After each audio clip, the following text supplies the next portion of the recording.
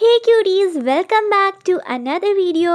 तो आज हम लोग बनाएंगे ये वाला लैम्प। वैसे तो ये वुडन है, लेकिन क्या हम लोग इसे कार्डबोर्ड से बना सकते हैं? हाँ बिल्कुल, क्यों नहीं।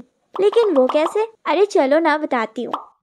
सबसे पहले हमें चाहिए होगा कार्डबोर्ड। अगर आप लोगों के पास कोई बॉक्स है तो आप लोग उसे भी यूज कर सकते हो, पर मैंने क्राफ्ट बनाने के चक्कर में इतने सारे कार्डबोर्ड जमा करके रखे हैं तो मैं इसे यूज कर रही हूँ। फिलहाल तो मैं इसको छोटे पीसेस में कट करूंगी ताकि मैं इस पे इजिली ड्रॉ कर सकूं। नेक्स्ट हमें चाहिए होगा A4 साइज शीट, और इसको हम लोगों ने इस तरह से फोल्ड करना है और सीजर की हेल्प से कट कर लेना है। तो जो हमारा हाउस रहेगा ना, उसके वॉल के हिसाब से मैं ये पेपर कट कर रही हूँ। वैसे तो मैं इसको स्केल से भी मेजर करके स्क्वायर्स बना सकती थी, पर स्केल का यूज करके बार बार एक ही साइज के शेप बनाने में मेरा बहुत दिमाग खराब हो जाता है। तो मैंने ये इजी सा मेथड चूज किया। वैसे एकदम इक्वल स्क्वायर नहीं है, मैंने इसको कंफ्यूजन के बारे कैसे भी कट कर लिया अपने हिसाब से। अब देखो, जो हम लोगों ने वो वाला पेपर यूज किया था ना, उसी को ट्रायंगल शेप में कट करना है और दो स्क्वायर्स के ऊपर हम लोगों ने ट्रायंगल ड्रॉ करना है। इससे भी मुझे सब्र नहीं हुआ तो मैंने थोड़ा और छोटा ड्रॉ कर दिया। अब इतनी मेहनत के बाद जो हम लोगों ने स्ट्रक्चर बनाया उसको कट कर लेंगे। इन पीसेस को 3D घर बनाने के लिए हम लोगों ने इसे फेविकॉल से स्टिक करना है। आप लोग इसे ग्लू गन की हेल्प से भी स्टिक कर सकते हो अगर आप लोगों को जल्दी है तो। बट रिमेंबर, जल्दी का काम शैतान का होता है, तो जैसे मैं फेविकॉल से बता रही हूँ वैसे ही स्टिक करना। ग्लू गन थोड़ा थिक होता है और जब हम लोग इसे यूज करते हैं ना, वो काफी सारी स्पेस भी ले लेता है। काफी ज्यादा तो नहीं, लेकिन वो प्लास्टिक है तो जब वो ड्राई होगा तो थोड़ी स्पेस तो लेगा, है कि नहीं। और इसकी वजह से फिनिशिंग नहीं आती है। आई होप आप लोग मेरी बात समझ रहे होगे, और अगर आप लोगों को अच्छी तरह से चिपकाना आता है तो नो प्रॉब्लम, ग्लू गन ही यूज कर लेना तुम लोग, ठीक है। By the way, in pieces को स्टिक करने के बाद मैंने इसके साइड पे टेप्स भी लगाए थे, और जब ये ड्राई हो जाएगा तब हम लोग इस टेप को निकाल लेंगे। मैंने इसको चिपकाया था और 1-2 दिन रख दिया था कि भाई आराम से सूख जा, एंड यू कैन सी कि काफी ज्यादा स्ट्रांगली चिपक गया है। अब हम लोगों ने इस घर के ऊपर की छत बनानी है, लेकिन उससे पहले हम लोगों ने एक साइड की छत पे इस तरह से होल बनाना है। इसको मेजर करने के लिए आप लोग एक स्ट्रॉ यूज करना, क्योंकि बाद में हम लोगों ने इसमें स्ट्रॉ ही इंसर्ट करनी है। और उसके बाद इस घर के पीछे वाली वॉल से भी थोड़ा पीस कट करके निकाल लेना है, क्योंकि हम लोगों ने वहाँ पे फेरी लाइट चिपकानी है। चलो अब चलते हैं हमारी फेवरेट स्टेप की तरफ, जो कि है पेंटिंग। मैं इस घर को बिल्कुल क्यूट और एस्थेटिक बनाना चाहती हूँ, जिसकी वजह से मैंने यहाँ पे पिंक और व्हाइट का कॉम्बिनेशन यूज किया। एनीवेज, यहाँ पे मैंने ये रोलर वाले टूल का पहली बार यूज करके पेंट किया है। वैसे तो इसे पेंट करने में काफी ज्यादा मजा आ रहा था, पर क्योंकि ये फोम है तो काफी ज्यादा पेंट एब्जॉर्ब भी कर लेता है। कोई बात नहीं, फोम को स्क्वीज करके जो पेंट उसने एब्जॉर्ब किया वो आप लोग निकाल सकते हो। जब हम लोग पेंट ब्रश से पेंट करते हैं तो उसको स्प्रेड करने के बजाय पेंट वाइप भी हो जाता है, लेकिन इस टूल के हेल्प से पेंट बहुत ही इवनली स्प्रेड हुआ है। नेक्स्ट प्रोसेस में हमें चाहिए होगी आइसक्रीम स्टिक्स। आई होप इतना में मेरा काम हो जाए, क्योंकि मेरे पास और भी आइसक्रीम स्टिक्स हैं, पर उनकी क्वालिटी इन आइसक्रीम स्टिक्स के कंपैरिजन में थोड़ी डल है, इसलिए मैं चाहती हूँ उसमें मेरा काम बन जाए। मुझे लगता है इतने में हो ही जाएगा, क्योंकि हमें इन्हें 2 पीसेस में कट करना है। मैंने सीजर की हेल्प से कट करी थी और मेरे हाथ में चोट लग गई। खैर, क्राफ्ट्स बनाते बनाते अब मेरे साथ कुछ भी होता है ना, मैं उसे ध्यान नहीं देती हूँ, क्योंकि ये सब तो मेरे साथ रोज का होना है। इसीलिए मैंने फिर आइसक्रीम स्टिक्स को कट करना कंटिन्यू किया। जब आप लोग इसे कट कर लोगे तब हम लोगों ने उस कार्डबोर्ड के ऊपर से स्टिक करना है। पहले तो मैंने इसे ऐसे ही बिना ग्लू के प्लेस करके देखा कि एक पीस में कितने आइसक्रीम स्टिक्स लगेंगे, और फिर मैंने फेविकॉल को अच्छी तरह से इसके ऊपर लगाया, और अब 1 बाय 1 आइसक्रीम स्टिक्स को इसके ऊपर लगाते जाएंगे। मैंने एक पीस पे आइसक्रीम स्टिक्स की 2 रोज लगाई है। अगर मेरे पास ज्यादा होती तो मैं 4 लगाती। जब आप लोग सेकंड रो स्टार्ट करो तो आइसक्रीम स्टिक के ऊपर थोड़ा सा ग्लू लगाना है, क्योंकि ये आइसक्रीम स्टिक्स को वो वाले आइसक्रीम स्टिक के एंड के ऊपर चिपकाना है। This will make a roof like pattern. अब जब दोनों साइड्स की छत रेडी हो जाएंगी तब हम लोगों ने इसे पेंट करना है। मैंने व्हाइट एक्रिलिक पेंट में थोड़ा सा लाइट पिंक मिला दिया है, क्योंकि मुझे ये कलर बहुत ज्यादा लाइट चाहिए था। और इन पेंट्स को आप लोग मिक्स करना, मेरी तरह बिगाड़ी करने मत बैठ जाना। क्या है ना, मुझे फ्लूइड ऐड करने का काफी शौक है, तो मैं इसीलिए इस तरह के पैटर्न्स बना रही थी। एनीवेज, इसे अच्छी तरह से मिक्स करेंगे, और यहाँ पे मैंने रूफ को पेंट करने के लिए पेंट ब्रश का यूज किया, क्योंकि ऑब्वियसली मैं वो रोलर तो यूज नहीं कर सकती थी। तो अब हमें एक और कार्डबोर्ड पीस चाहिए होगा। इसके कॉर्नर्स को हमें मास्किंग टेप से कवर करना है। आप लोग चाहो तो इस पूरे कार्डबोर्ड पीस को पेपर से भी कवर कर सकते हो। अगर आप लोग इसे कलरफुल पेपर से करोगे तो इसे पेंट करने की जरूरत भी नहीं पड़ेगी, लेकिन मुझे तो दोबारा इस रोलर को यूज करना था, इसलिए मैं पेंट ही कर रही हूँ। पूरे बेस को हमें लाइट पिंक एक्रिलिक शेड से कोट करना है, और अब इसे ड्राई होने के लिए रख देंगे। जब तक ये ड्राई हो रहा है, टाइम वेस्ट नहीं करते, तो हम लोग अपने घर को डेकोरेट करेंगे, मतलब बाहर से। यहाँ पे मैं डोर बना रही हूँ, और कार्डबोर्ड पे जो लेयर लगी रहती है ना, वो मुझे निकालनी थी, क्योंकि मुझे वो लाइंस वाला टेक्सचर चाहिए था। तो इसके एक साइड मैंने पानी स्प्रे किया, पर इसके दूसरे साइड से पेपर निकलने लगा, और बिना चिपके हुए इतने सेटिस्फाइंग ये निकल गया। देख सकते हो आप लोग कि ये कितना फ्रेश लग रहा है। चलो अब आगे का प्रोसेस देखते हैं, और इस ढीठ को ऐसे ही रहने देते हैं। नेक्स्ट हमें इसे व्हाइट पेंट कर देना है, और अब हमने इसे हाउस की एक साइड की वॉल पे स्टिक कर देना है। ये हाउस इस तरह से बिल्कुल भी अच्छा लुक नहीं दे रहा, तो हम लोग इसके लिए फ्रेम बनाएंगे। तो मैंने उसी के हिसाब से बॉर्डर कट किया और इसको मास्किंग टेप से भी कवर कर दिया। आप लोग इसे मास्किंग टेप से कवर ना करो तो भी चलेगा, पर मुझे अच्छी से फिनिशिंग चाहिए थी, इसीलिए मैंने इसे यूज किया। क्योंकि हम लोगों ने डोर व्हाइट कलर का रखा हुआ है, तो मैं इस फ्रेम को पिंक कलर कर रही हूँ। पेंट्स मिक्स करने के लिए मैंने स्पॉन्ज का ही यूज कर लिया, ताकि मुझे ज्यादा टूल्स गंदे ना करने पड़े। I don't know how I am so genius. ये फ्रेम जब पेंट होकर के सूख जाए तो हम लोगों ने डोर के इधर उधर लगा देना। इधर उधर क्या मतलब, इसके साइड में लगा देना।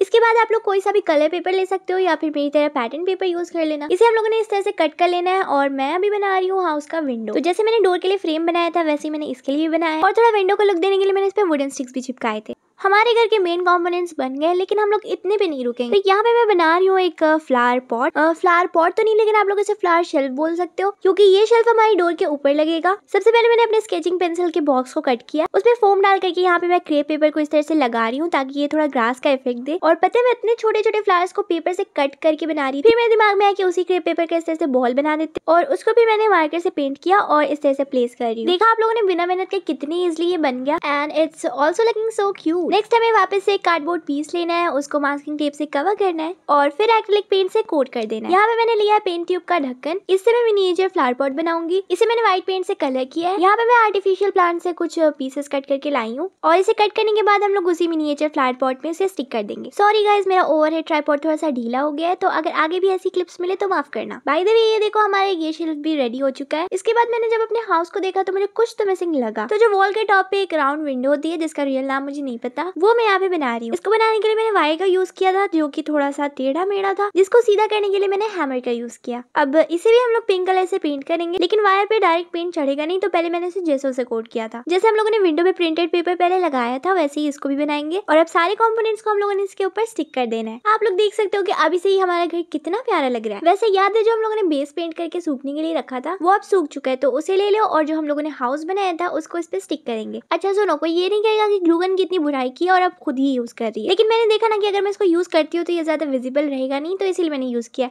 हम लोग जब हाउस स्टिक करेंगे तो थोड़ी सी स्पेस सामने में छोड़ करके करना है, क्योंकि अभी मैं इस एरिया को भी डेकोरेट करूंगी। यहाँ पे रखने के लिए मैं एक छोटा सा टेबल बनाऊंगी। इसके लिए मैंने एक स्प्रे बॉटल के ढक्कन को इस तरह से कट किया है, और इसके एजेस को मैंने आयरन की हेल्प से स्मूथ कर दिया है। इसको आप लोग केयरफुली करना, और अगर आप लोगों से काम बिगड़ जाता है तब तो किसी बड़े की हेल्प ले लेना। यहाँ पे मैं अपनी एक पुरानी पेन ले रही हूँ जो कि खराब हो चुकी है, और फिर उसको इस पे स्टिक कर दिया। अगर आप लोगों के पास ये नहीं है तो आप लोग वो थ्रेड वाली रोल भी यूज कर सकते हो। मैं इसे पेंट करी थी, लेकिन बीच में भी मुझे याद है कि इस पे तो मुझे पेपर स्टिक करना है, तो मैं पेंट क्यों कर रही हूँ। तो फिर मैंने सारा पेंट वाइप किया, क्योंकि अगर इसे ड्राई होने के लिए रख दी तो मेरा और टाइम वेस्ट होता। यहाँ पे मैं वापस से पैटर्न पेपर का यूज कर रही हूँ, और ये पैटर्न पेपर मैं एज अ टेबल क्लॉथ इस टेबल पे स्टिक करूंगी। स्टिक करने के बाद आप लोग इसे कट करके इस तरह से फोल्ड कर देना, ताकि थोड़ा क्लोथ टाइप का लुक आए। इस टेबल के ऊपर मैं चिपकाऊंगी एक मिनिएचर प्लेट में रखी मिनिएचर पेस्ट्री। ये मैंने अपने एक मिनिएचर शोपीस में से निकाली है। अब हमें दोबारा से आइसक्रीम स्टिक्स की जरूरत पड़ेगी, तो वो जो मैंने आइसक्रीम स्टिक्स कट किए थे रूफ बनाने के लिए, वो थोड़े से बच गए। उसी का यूज करके मैं यहाँ पे बेंच बना रही हूँ। मुझे नहीं पता कि ये कैसा बनेगा, बस मैं अपना दिमाग लगा रही हूँ और इसे बनाती जा रही हूँ। अगर खराब भी बनेगा तो क्या हो जाएगा यार, बैठना थोड़ी है इस पे, बस देखने में सही लगना चाहिए। तो जब मैंने सारे आइसक्रीम स्टिक्स को एक साथ चिपका दी तो मैंने इसे कलर कर दिया, और बेंच पे रखने के लिए मैंने यहाँ पे पेपर से छोटे छोटे कुशन्स बनाए हैं। अब मैंने इतना क्यूट सा बेंच बनाया है, तो वो बैठने में भी कंफर्टेबल होना चाहिए ना। तो ये बिल्कुल रेडी है। अब दोनों छोटे छोटे बेंच एंड टेबल को इस पे चिपका देना है। आप लोग चाहो तो इसे इतने पे भी रख सकते हो, लेकिन मेरे पास यहाँ पे कुछ और मिनिएचर डेकोर आइटम्स थे, तो मैंने अपने पूरे शोपीस को खराब करके ये मिनिएचर आइटम्स निकाले हैं, तो इसीलिए मैंने इन्हें भी लगा दिया। और हमारी हाउस की डेकोरेशन तो बिल्कुल कंप्लीट हो चुकी थी, लेकिन यहाँ पे मुझे एक और चीज बनानी पड़ रही है। वैसे तो जो मैं हाउस डेकोरेट कर रही हूँ उसमें ये था नहीं, लेकिन मुझे अपनी हरकतों की वजह से एक्स्ट्रा मेहनत करनी पड़ती है। तो क्या वो लेफ्ट साइड की स्पेस मुझे खाली लग रही थी, तो मैंने ये बेंच को उठा करके यहाँ से यहाँ लगा दिया, लेकिन उसके साथ साथ इसका पेंट भी निकल गया। अब इसके ऊपर तो मैं वापस से पेंट कर सकती हूँ, लेकिन पता नहीं वापस से ऐसा शेड बने या ना बने, तो मैंने मास्किंग टेप से इस तरह के स्टोन्स जो रहते हैं ना घर के बाहर, वो बना दिए। अब क्योंकि हम लोग लैंप बना रहे हैं तो हमें चाहिए होंगे फेरी लाइट्स। आप लोग कोई सी भी लाइट या बल्ब ले सकते हो, लेकिन फेरी लाइट से बनाना ज्यादा डिफिकल्ट है, तो मैं फेरी लाइट से यूज कर रही हूँ। तो फेरी लाइट को तो मैंने इस पे चिपका दिया है। नेक्स्ट हमें एक स्ट्रॉ की जरूरत पड़ेगी। इसको भी मैंने इस तरह से कट किया है ताकि हम लोग इसमें से फेरी लाइट पास कर सके। और ये थोड़ी सी छोटी थी तो मैंने इसको हाइट देने के लिए बेसिकली यहाँ पे कंटेनर्स लगा दिए, और ये वही स्केचिंग पेंसिल वाले कंटेनर है जिसमें इरेजर और शार्पनर रहता है।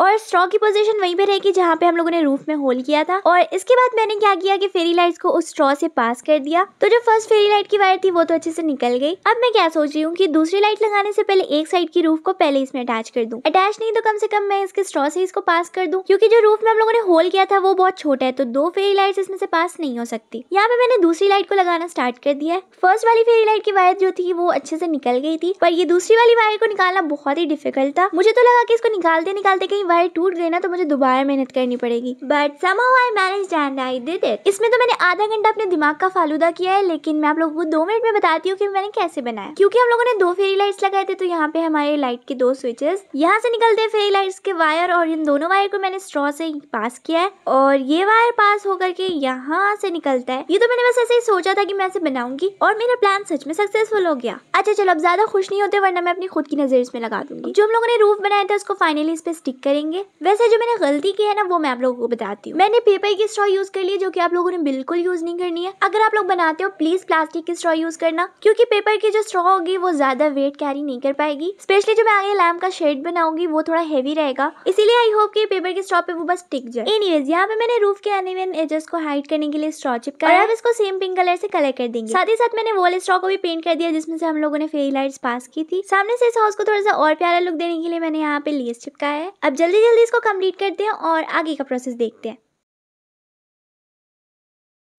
अब देखो कुछ इस तरह का है हमारा स्ट्रॉ और इसमें से निकलती है फेरी लाइट्स। इसके ऊपर मैं इस तरह का शेड बनाऊंगी और ये रहेगा पेपर का। इसके अपर वाले पार्ट को हम लोग सपोर्ट देने के लिए वायर से रिंग बनाएंगे और नीचे हम लोग रखेंगे कार्डबोर्ड का बेस। ये आइडिया मेरे दिमाग में तो है बट लेट्स सी कि ये कैसा बनता है। सबसे पहले मैंने यहाँ पे थिक वायर ली है और इसको इस तरह से राउंड शेप देना है एंड देन इसको कट कर लेंगे। बेस के लिए मैंने सोचा था कि मैं कार्डबोर्ड यूज करूंगी, लेकिन मेरे पास ये MDF का पीस रखा हुआ था और ये बिल्कुल परफेक्ट साइज का है, तो मैंने सोचा कि मैं इसी को यूज कर लेती हूँ। अब इस पीस के सेंटर में से मैं बिल्कुल केयरफुली फेरी लाइट्स को निकालूंगी। इसे स्ट्रॉ के बिल्कुल टॉप पे ग्लू करके फिक्स कर देना है। अब जो हम लोगों ने पेपर से बनाना था वो बना लेते हैं। उसके लिए हमें थोड़ा बड़ा पेपर चाहिए होगा, तो मैंने 2 A4 शीट को एक साथ ग्लू कर दिया और यहाँ पे मैं पिंक कलर के हाइलाइटर से इस तरह से ग्रिड्स बना रही हूँ। आप लोग अपने हिसाब से इसमें कोई सा भी पैटर्न बना सकते हो, इवन आप लोग पिंक पेपर भी यूज कर सकते हो, लेकिन मुझे व्हाइट पेपर यूज करना था क्योंकि व्हाइट से लाइट अच्छी तरह से पास होगी। एक तो मैंने सिर्फ 2 सोकीबो की फेरी लाइट्स यूज की, पता नहीं कितनी रोशनी उसमें से निकलेगी।